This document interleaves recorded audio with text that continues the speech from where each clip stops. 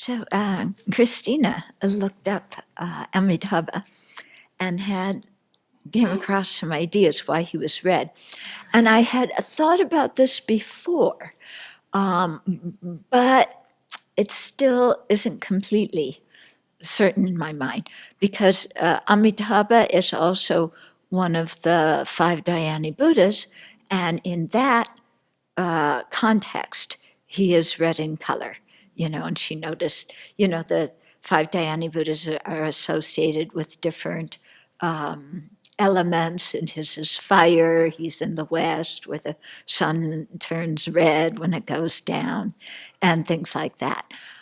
But Amitabha in the context of the five Dhyani Buddhas seems to me to be different than Amitabha as a separate practice and as a Buddha who's setting up a Pure Land. Yeah, it doesn't. They have the same name. They may look alike, but they're quite different. So what I'm interested in is in the Amitabha Sutra itself, if it says what color he is. So I have copies because there's the long sutra, the short sutra, and then another sutra describing different meditations. Did you look at them? It didn't. Yeah, okay. So, you can go online maybe and see, or I know I have two of them. I don't know if I have the third one. And also, it's always good to try and find a better translation. Okay. So, because I'm already, when I was looking at these last night, okay, I got to reword this, and I got to, my mind that likes to edit everything, because saying provided I become a Buddha, I don't know. Anyway, I'll read it as it is. But where it says if in that land of mind, my editor would cross that out. He'd say, that's too many words. You should just say, in my Pure Land. That's it. If in this land of mine, 6 syllables, in my Pure Land, 3. I mean, the 3 words, or 4 words. Oh, cut. Huh? Yeah. No, I did a search and replace.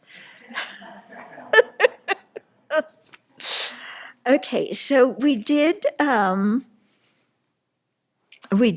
4 last time, right? So we're on number 5. Provided I become a Buddha, if in that Buddha land of mine, the beings who are born there should not be possessed of the super knowledge of recollecting the previous lives of themselves and knowing the events and evolution of 100,000 Nayuta years of kalpas, then may not I not attain awakening. Okay, and I'm going to do this together with, okay, I have to check these because the way they're describing them is a little bit different than usual, so I'm not sure about their terminology and so on. Anyway, okay, so this is talking about, see, I would have put, yeah, isn't that conceit, because you see, number 9 is the first, the super knowledge, okay? Number 10, see, I just have them in a different order. Anyway, we'll just go with this order. Okay, since it's Amitabha's vows, not mine. Okay, I give up. I surrender. Okay, there's always a possibility the translator made a mistake. Okay, so here it's talking about the super knowledge of previous lives. Okay, knowing the events and evolution of 100,000 Nayuta years of kalpas, then may I not attain awakening. Okay, so I looked up Nayuta, and Nayuta sometimes can mean 100,000, sometimes 1,000,000, and sometimes 100,000,000. So I guess it has different meanings. It means a lot. Okay, a lot. Yeah, but Koti, you may have come across the term Koti. Sometimes when you're reading, especially translations from Chinese, Koti means a lakh, 100,000. Lakh is the Indian term. They always use a lakh of rupees, LAK. Okay, so this one, it is one of the superpowers by which a Buddha and people who have actualized the super knowledges, they don't necessarily need to be Buddhists. Okay, they could be bodhisattvas, they could just be people with very deep concentration. But the ability to see one's previous lives and to know, in this rebirth, I was so and so. This was my name and my family and what I did and everything.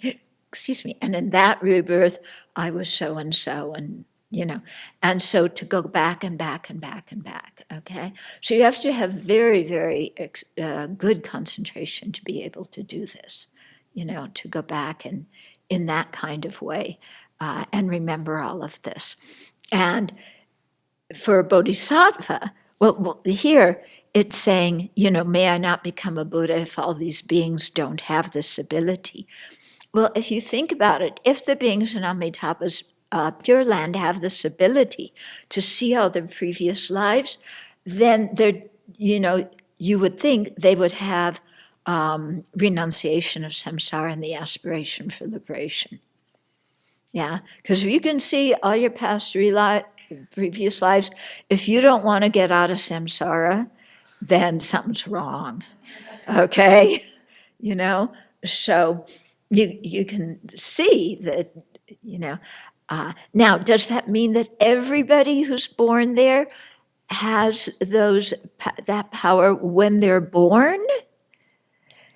Yeah, because if so, not so many people are going to be reborn in Amitabha's Pure Land, okay?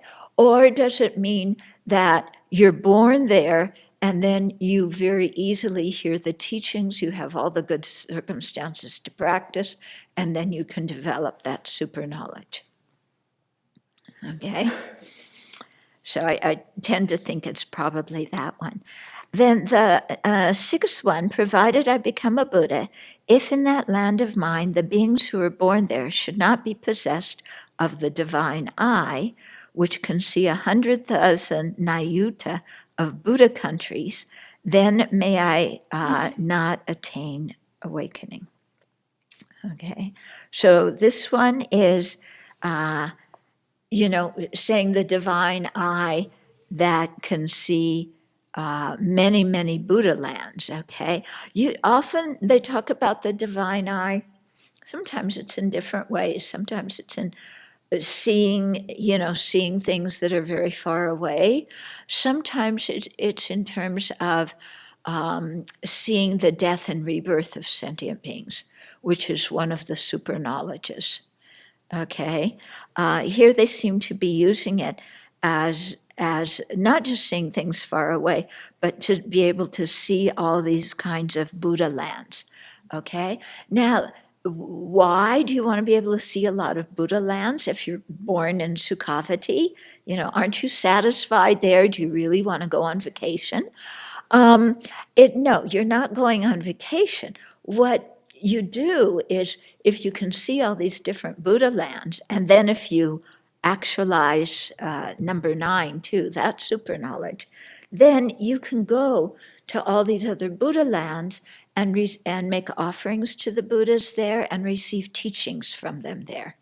And so this is one of the things that bodhisattvas do that enables them to create so much virtuous karma so quickly, because they have this kind of power to go to many, many places where there are Buddhas and make offerings to all these many Buddhas and all the bodhisattvas where they are and to receive those teachings.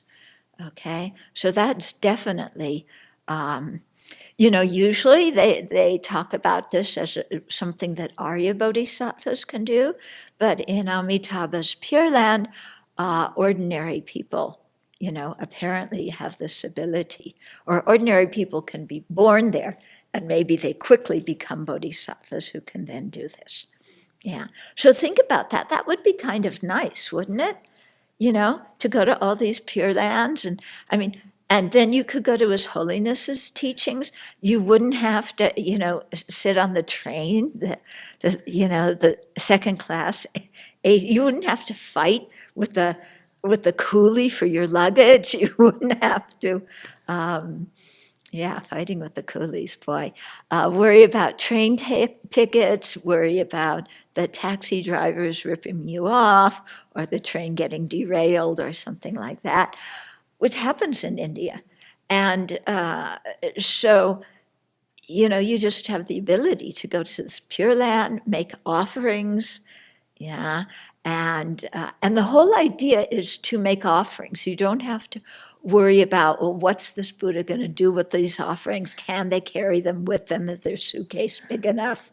The kind of things we have to take into consideration sometimes when we make offerings to people. Yeah. Okay, so you just offer and offer, and that spirit of offering, you can see how it changes the mind and makes the mind incredibly happy. Yeah. And plus you're visualizing all these beautiful things, which makes the mind happy. Okay, so that was 6. Then 7, provided I become a Buddha, if the beings in that land of mine should not be possessed of the divine ear, which is able to hear the teachings of 100,000 kotis. You see the word kotis? 100,000 kotis of Nayutas, of Buddhas, and to a faithful observance, then may I not attain awakening. Okay, so again, the beings in Amitabha's Pure Land should have the divine ear, which gives you the ability to hear things near and far. And so here, again, it's put in the framework of being a bodhisattva so that you can hear lots of teachings. Yeah.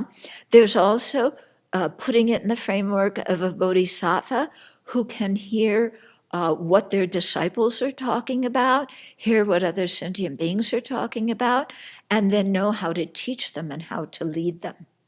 Okay? But here and in the previous one, they're both put in terms, as they're described here, of how we can use them to further our practice in terms of listening to teachings, going to Buddha lands. Okay? But you can also describe these in terms of how we can how bodhisattvas use these to benefit other sentient beings. And you can see this in the Pali Canon, because they always talk about the different situations in which the Buddha gave a certain teaching. And so sometimes, he just kind of heard what some group is talking about, or somebody told him what some group is talking about. Or he goes to visit some people and they tell him what he was talking about. And but of course, we all know that the Buddha has this divine ear and he knows what's going on anyway. But then, because he knows what people are discussing, then he knows what's on their mind, and then he gives a teaching about it and clarifies their doubts and puts to rest any wrong views that are there. Okay, so in terms of benefiting sentient beings, having the divine ear is very, very useful. Yeah, in terms of helping our own practice to progress, then we can hear so many teachings, without needing a hearing aid, without worrying about if the AC, the AV equipment is working properly. Sometimes you're in the middle of His Holiness's teachings and then it goes out. Yeah. So you don't have that problem. Okay, then number 7, provided I become a Buddha, if the beings of that land of mine should not be possessed, oh, that's the divine ear, we just did that, should not be, so 8, should not be possessed of the intuitive mind, knowing the thoughts of all beings of 100,000 kotis of Nayuta, of Buddha countries, then may I not attain awakening. Okay, so here it's talking about the ability to read other people's minds. Okay, and so again, here it's putting it in the, in the context of knowing the thoughts of beings in all these different Buddha lands. Okay, so beings in Buddha lands are probably going to have pretty virtuous thoughts. And if you have that ability to know their thoughts, since we're very affected by conditioning, if we can know other people's thoughts that are virtuous, then it affects our mind in a positive way to become more virtuous too. Okay? If you're trying to benefit sentient beings, then again, knowing their thoughts, then you know really how to help them. Because sometimes sentient beings they don't always present themselves as they really are. As we all know, you put on a face, you want to look good. So you say what you think you're supposed to say. You say what you think is going to please somebody. Yeah. But the more we do this, especially in Dharma senses, in the sense of Dharma, and especially with our spiritual mentors, then the more we're impeding them from helping us because we're not being honest about what we're thinking. Yeah, we're trying to look good. Do you understand, why that's an obstacle?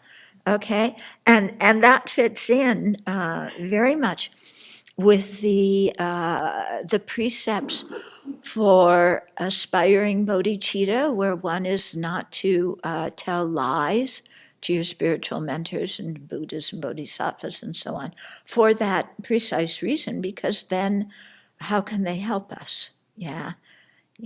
We create a good image to make them think that we're like that, then they can't help. Sometimes what we also do is we create a bad image, a self-pity image of, I'm so useless, I'm so worthless, I can't do anything. Here, make me feel better about myself. Yeah? But if you do that with your spiritual mentors, also, that's not going to work so well, because your spiritual mentor's job isn't to make you feel better about yourself. By praising you and giving you cookies and things like that, patting you on the back, giving you praise, telling you that you're the best disciple around. All the things we want to hear. Yeah, that's not the way they actually help us. And also, it's, so we present the self-pity view in the hopes that they will come back and patch us up, patch up Humpty Dumpty. But the problem with that is when we present a self-pity view of ourselves, and I often tell people this, if you present yourself that way, I might believe you.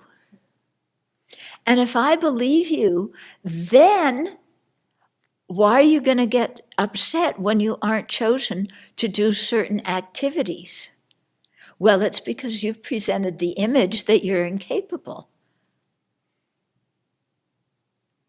You get what I'm saying? If we present this image of poor me, I'm incapable, I have so many problems, then when there's some job to be done or some opportunity to be had, you're not going to pick a person like that because they're not going to benefit from it because, they're incapable. Yeah, if you have a student, if you're in grade school, teaching grade school, and your student says, I can't read, you're not going to choose that student for an opportunity to go to some some other place where they're having a conference about English literature, because the kid has convinced you that they can't read. So you're going to miss out on that because you've presented that false, poor quality image of yourself.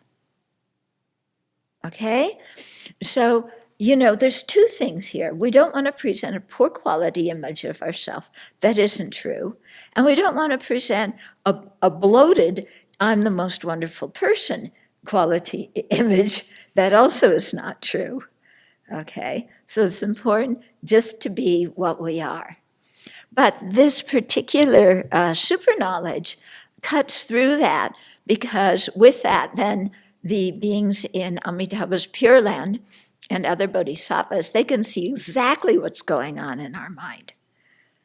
Okay? Which is sometimes you really want people to see what's going on in your mind.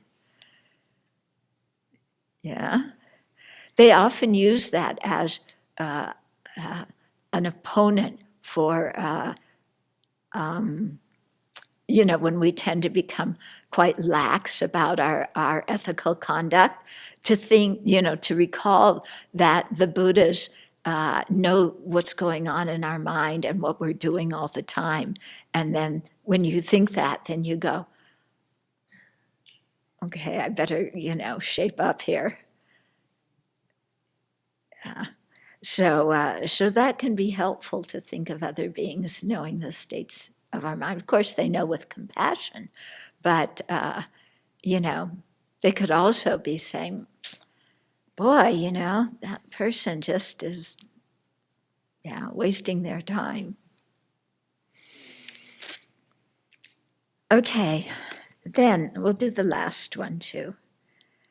Okay, so number 9, provided I become a Buddha, if the beings of that land of mine should not all possess the they called it the heavenly step. What it's called here, usual translation is supernormal powers, okay? Which can, in the shortest moment of one thought, travel over 100,000 kotis of nayutas of Buddha countries. Then may I not attain awakening. Okay, so here again it's presented in the context. If you have that supernormal power, then you can go from one Buddha land to the next Buddha land very, very quickly, and then because of that, be able to make offerings, listen to teachings, and so on. If you present that super knowledge in terms of a bodhisattva being able to benefit sentient beings, then, it enables them to go wherever they're needed and wherever a sentient being has the karma that makes them receptive to being helped. Okay? So, that can be very effective if there's a very, if a bodhisattva has very close karmic connections with some sentient beings, and those sentient beings are in danger, or they really need something, or they need to be helped in a certain way, then that bodhisattva can go there very quickly to be able to benefit them. And similarly, they can go and receive teachings, and very, very easily.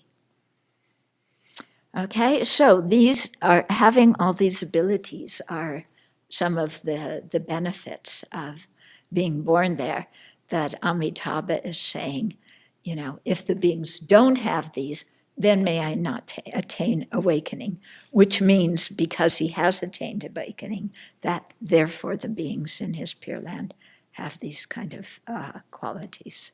Thank you. I'm just wondering, are there accounts of people meeting bodhisattvas just kind of out of the blue, like, they were in a bad situation and somebody just came in or helped them, or is it usually like in visions? Oh, no, I'm sure there's bodhisattvas that go and help people, except they don't always wear the name tag, Like I think of, remember several years ago in New York, somebody fell on one of the subway tracks, and one man just jumped down and laid on top of that person as the train went over them. Everybody thought he was a normal man. He may have been, he also may have been a bodhisattva. Okay? So when we say bodhisattva is going to help people, it doesn't mean that, Superman is flying in and everybody goes, what is it? What was the thing? It's a bird, it's a plane, it's a bodhisattva. No, it's not like that. Okay? So bodhisattvas are quite discreet the way they help sentient beings. Do they work through other people, or do they always have their own form when they help? No, high-level bodhisattvas, Arya bodhisattvas, can manifest many different forms. Yeah. They can even look like a bridge or a towel or, Yeah. Because you can see, if you read the different prayers, like the one in Nagarjuna's 20 verses, may I be whatever sentient beings need. May I be like the herbs in the forest and the 4 elements. May I be whatever sentient beings need. And so those bodhisattvas can, because they have the ability to work with the elements, then they can manifest in these different ways. But again, it's not a bridge with the manufactured by Bodhisattva ink, it's not like that. That'd be nice if they did. But the thing is, they can only do that if we have the karma that enables them to. Because they say the power of our karma and the power of bodhisattvas' enlightening actions is equal. Because if it didn't depend on our karma, then the Buddhas would already be fixing all these problems. Because there's no reasons for these problems to go on if, Buddhas were omnipotent. But Buddhas are not omnipotent in the sense of being able to overcome sentient beings' problems. They do not have impediments from their own side, but it's the same way. You turn on the radio, there's no impediments. The radio station, there's no impediments from the radio station broadcasting. But if somebody doesn't have their radio turned on, or if they don't have a radio, or their radio's broken, it doesn't matter how much the station broadcasts. They don't get it. So this is why, we have to create the virtuous karma that gives sentient beings that gives bodhisattvas and Buddhas the opportunity to benefit us. We always kind of, would like some kind of magic where things didn't depend on causes and conditions. Like I could really be some, totally idiotic person, and then suddenly, super bodhisattva is going to show up and give me the teachings, and all of a sudden I'm going to change my mind and, and in the next minute gain the path of seeing. If you created all the causes for that to happen, but what's the chance of creating all those causes? Okay, so it depends on us.